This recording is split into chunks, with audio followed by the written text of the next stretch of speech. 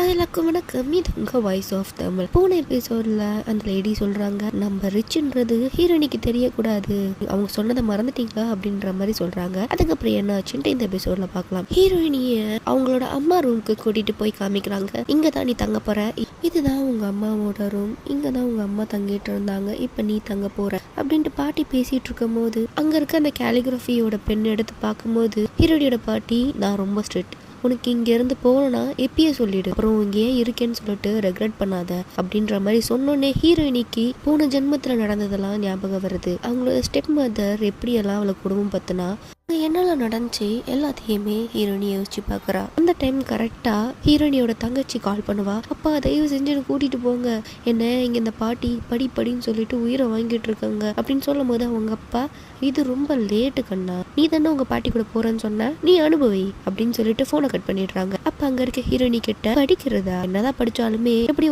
ஒருத்தனுக்கு நீ கல்யாணம் பண்ணிட்டு தானே போறீங்க, படிக்கிறதெல்லாம் யூஸ்லெஸ், ஒழுங்கா ஸ்டெப் மதர் சொல்லிட்டு கேட்கறதா எரி, உன்னை ஒரு நல்லபடி ஒரு லேடியாக்கி இந்த வேர்ல்டுலேயே ரிச்சஸ்ட் பர்சனுக்கு உன்னை மேரேஜ் பண்ணி நாங்கள் அனுப்புவோம், அப்பதான் எங்க பிஸ்னஸும் பெருசாகும், அவங்களுக்கு நீ கரெக்டா இருக்கணும், அதுக்காக உன் ஸ்டெப் மதர் ஹெல்ப் பண்றாங்க. இந்த கொடுமைக்கு படிப்பே பெட்டர்டான்னு சொல்லி யோசிச்ச ஹீரோயின், நான் எதுவும் ரெக்ரெட் பண்ண மாட்டேன் பாட்டி, நான் நல்லா படிப்பேன், நான் நல்ல பொண்ணா இருப்பேன், எனக்கு இங்க ரொம்ப பிடிச்சிருக்கு, நான் இங்க இருந்து போக மாட்டேன் அப்படின்ற மாதிரி ஹீரோயினி சொல்றாங்க. ஹீரோயினி கிட்ட அவங்க பாட்டி சொல்றாங்க, இங்க தெளிவா கேட்டுக்கோ, நீ இங்க எவ்வளவு நாள் வாழ்றியோ அதுக்கேற்ற மாதிரி ஒழுங்கா இருக்கணும் அப்படின்ற மாதிரி சொல்றாங்க. ஹீரோயினியும், நான் கண்டிப்பா ஒழுங்கா இருப்பேன், உங்களையும் நான் நல்லா பார்த்துப்பேன் அப்படின்ற மாதிரி சொன்னோம். பாட்டிக்கு ஏதோ ஒரு ஹீரோயினி மேல ஒரு பாசமும் ஒரு நம்பிக்கையும் வர ஸ்டார்ட் ஆயிருக்கு.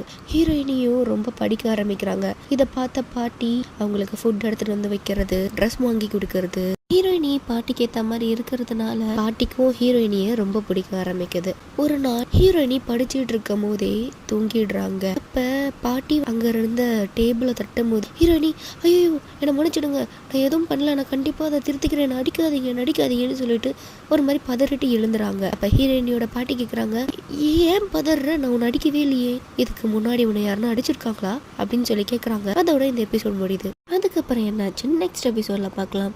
Thanks for watching.